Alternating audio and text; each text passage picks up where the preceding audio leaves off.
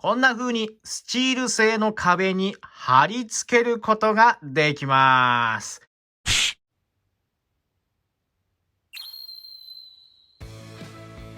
皆さんこんにちは。ジェイズホビーベースへようこそ。いやー、前回のレビューからだいぶ時間が空いてしまいました。これからもどんどんレビューしていきますんでね、よろしくお願いします。さあ、今回はもうね、ピッカピカの新車のような輝きを放つこちらのスパイディをご紹介します。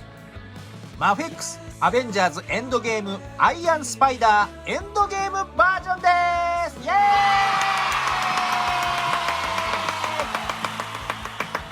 こちらの商品は昨年9月に発売予定だったものが延期になり、2021年の2月に発売となりました。 MCU 映画アベンジャーズエンドゲーム公開から2年、アイアンスパイダーのフィギュアとしては後発の商品ですが、このマフェックス版はどんな出来になっているでしょうか。楽しみ。今回は先に発売されていたフィギュアーツアイアンスパイダーとも比較しながら見ていくのでお楽しみに。ではパッケージから見ていこう。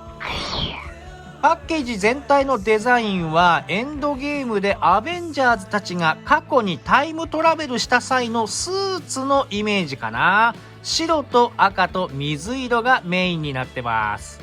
マフェックスナンバー121アイアンスパイダーエンドゲームバージョンと、横はこうサイドも抜かりなくかっこいいね。後ろはこんな感じ。可動域も豊富でいろんなポーズが取れるよってことだね。付属品はピンサー、ウェブ、ナノガントレットと、目のパーツも瞬殺モードも入って豊富。反対下にはピッカピカのシール、上はこんな感じ。じゃあパッケージから開けていこう。じゃじゃおー、めちゃくちゃ綺麗だね。目の交換はヘッドパーツごとなんだね。そしてこのピッカピカのスーツ、手の交換パーツとガントレット、ピンサー。以前のマフェックスのものは不良箇所があったようですが、今回はどうかな。マグネットが仕込まれたハンドパーツと足首パーツ。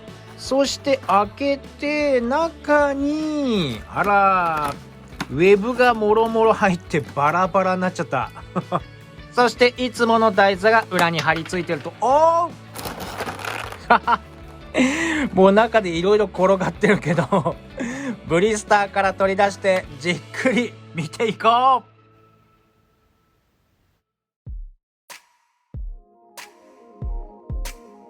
まずは造形を見ていこう。全体はこんな感じ。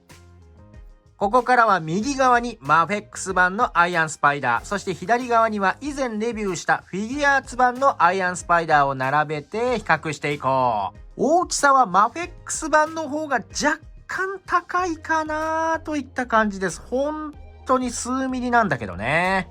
お顔はどうかな。まず大きく違うのはこの目のデザインだね。マフェックス版はエンドゲームの瞬殺コマンドを実行する直前の力の入った青い目。フィギュアーツ版はその他の戦闘シーン、そしてインフィニティウォーの際もこの目でした。なのでマフェックス版は本当にピンポイントのアイアンスパイダーを再現しに来たって感じかな。ちなみに目はプリントでフィギュアーツのように取り外すことはできません。あとは顎の周りの輪郭が今回の方が面長になっていますね。フィギュアーツ版の方は僕はねちょっとまん丸すぎるかなといった印象なので、今回の方がより自然な形に見えて好きです。横から見ると大人と子供みたいな顔の大きさの違いだね。あとは首の長さも今回の方が自然に見えるかな。後ろはこうスーツのモールドはマフェックス版だいぶ大きく山なりになっていますね。フィギュアーツ版は結構つるっとした曲線になっています。首の付け根のデザインもマフェックス版の方がよりモールドが細かくなっています。体はマフェックス版の方がたくましいですね。フィギュアーツ版がちょっと細すぎるのかもしれない。で、中央の雲のマークが分割されているフィギュアーツに対してマフェックス版はしっかりと残っています。腰の造形もマフェックスは自然ですね。フィギュアーツは分割してベルトみたいになっちゃってます。残念なのは脇の下にあるリアクターがマフェックス版にはないんですね。これは劇中でもはっきり光ってたんでもったいないな。あとは体中にあるこのリアクターの色がマフェックス版は暗めなので目立たないっていうのが惜しいですね。肩の作りはだいぶ違っていますね。フィギュアーツはこの雲の足のラインがボディパーツに流れているのに対してマフェックス版は肩のジョイントに流れています。これは造形を取るか可動を取るかってことになると思うんで、どっちがいいっていうのも難しいね。でも残念なのはここの金のラインが今回のマフェックス版はね若干塗り切れていなかったり、もう全体的に塗装がね今回マフェックス版粗いんだよね。腕のモールドはマフェックス版の方が大きめに作られています。ただここもこの金の部分の塗装なんかが雑に塗られちゃっててほんと惜しいんだよね。手首の金のパーツは両方とも稼働させることができます。塗装はマフェックス版の方が足りないですね。手のひらのモールドはマフェックス版の方が細かく塗装が入っています。また腰のデザインはフィギュアーツ版がどうしてもベルトのように見えてしまうのに対してマフェックス版はより自然なスーツの一部に見えるのがいいね。分割線がフィギュアーツ版よりもだいぶ抑えられていて自然な感じには見えますが、可動域がその分どうなってるかが問題だね。後ろはこんな感じ。マフェックス版の方が自然な形には見えるね。膝から下はフィギュアーツ版よりもマフェックス版の方がこちらは細身なんだね。あとは塗装がやっぱり少し粗めなのとリアクターの色が薄めなのでここも惜しいかな。ふくらはぎはこうマフェックス版とフィギュアーツ版。足の裏はこうマフェックス版はかかとの部分にスリットが入ってる。これは細かくていいね。じゃあ可動を見ていこう。顎の下と首の付け根で可動がありますのでこれ結構グリグリ動かすことができます。前後は前、後ろ、いいね。体は腰とみぞおちの下で可動があります。左右のロールだったり、横に倒したり、みぞおちの下でぐりぐり回すことが可能です。前後は前、後ろ、結構いくね。で、マフェックス版のいいところは、この肩の可動が結構広め。横に上げると、はい、ここまで行ってくれます。ちなみにフィギュアーツの肩の可動はここまでが上げるの限界だったんだよね。スパイダーマンのダイナミックなアクションをするときにこの腕が上がらないってのが結構きつかったんだけど今回は頼もしいです。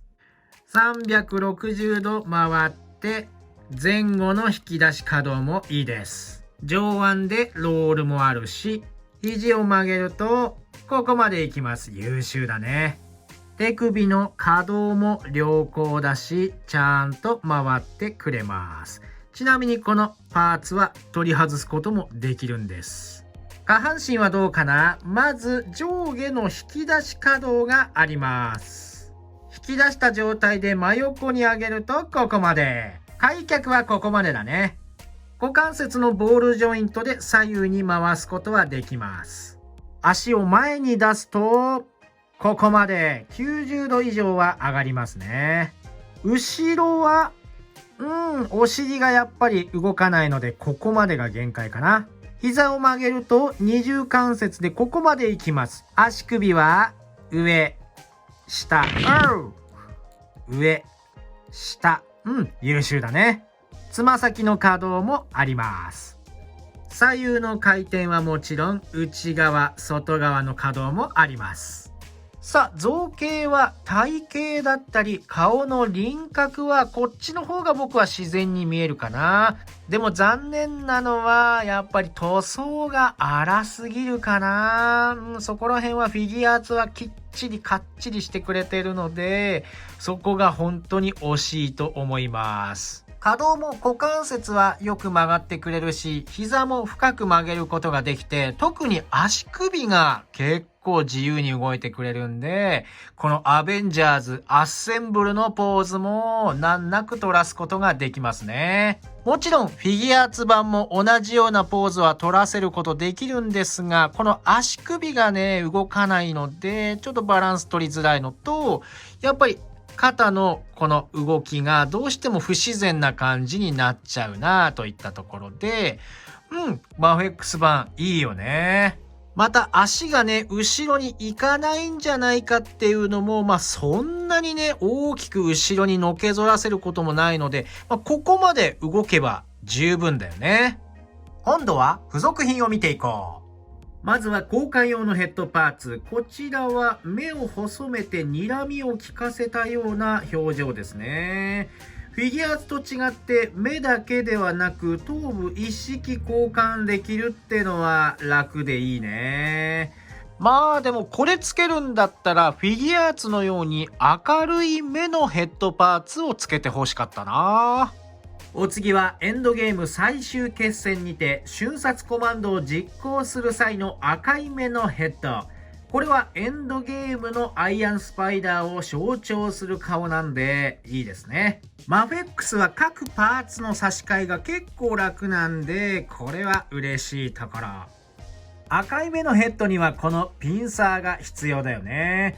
僕はインフィニティウォー版を持っていないので以前にあった不具合はよくわからないんですが、今回はどんな感じでしょうか。一回ね、ちゃんと僕はお湯につけて関節を動かすようにしました。なので、今のところ折れるような可能性は低めになっていますが、それでもね、この各関節は細くてジョイントも小さいので、扱う際には気をつけないといけないかな。動かしていくと、こんな感じ。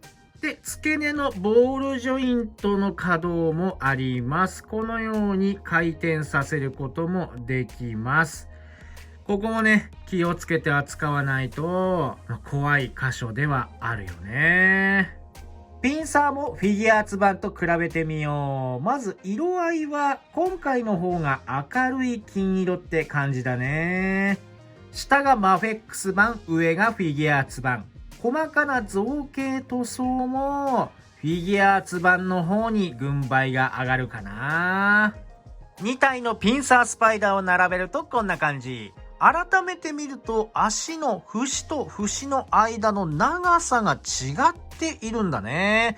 なんで同じ角度をつけたつもりなんだけど、こんな風に形が全然違っています。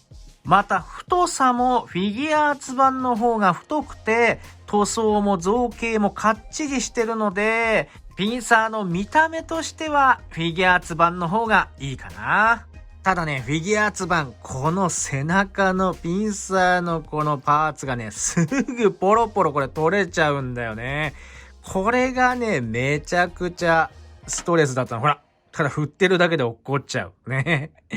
そこに比べると、ジョイントの他にも外れないように中に磁石が仕込まれているので、つけた時にかっちりしているのが今回のマフェックス版は素晴らしいです。保持力があるので、このようにピンサーだけで胴体を浮かすことも可能です。これは素晴らしい。お次はガントレット。横にはフィギュアーツのアイアンスパイダーが持っていたガントレットを並べてみました。大きさが全然違うね。そして塗装もフィギュアーツ版の方が暗めになっています。マフェックス版はだいぶ明るくて綺麗ですね。裏側はこんな感じ。フィギュアーツ版は別売りのハルクに付けられるように大きさが設計されていましたが、マフェックス版は誰かに付けられるんですかね。中は空洞になっていて、この大きさだったらアイアンマンとかなのかな。サノスも出るのかね。インフィニティストーンはクリアパーツでできていて、とても綺麗です。残念ながら指の可動はありません。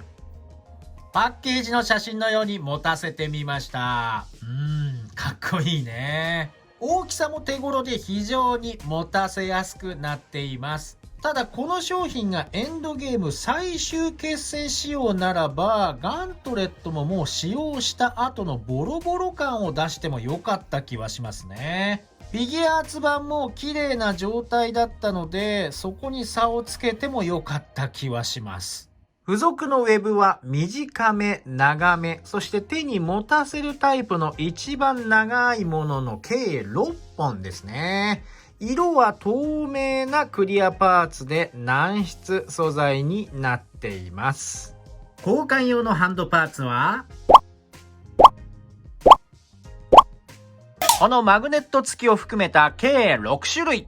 さらに足のパーツを取り外して、このマグネット付きの替えのパーツを取り付ければ、こんな風にスチール製の壁に貼り付けることができます。僕はマフェックス版のスパイダーマン初めて買ったけど、これはいいね。ただピンサーの重さには耐えきれないので、磁力はもっと欲しかったな。最後はマフェックスのいつもの台座でさようなら。付属品はこんな感じ。最後はポージング。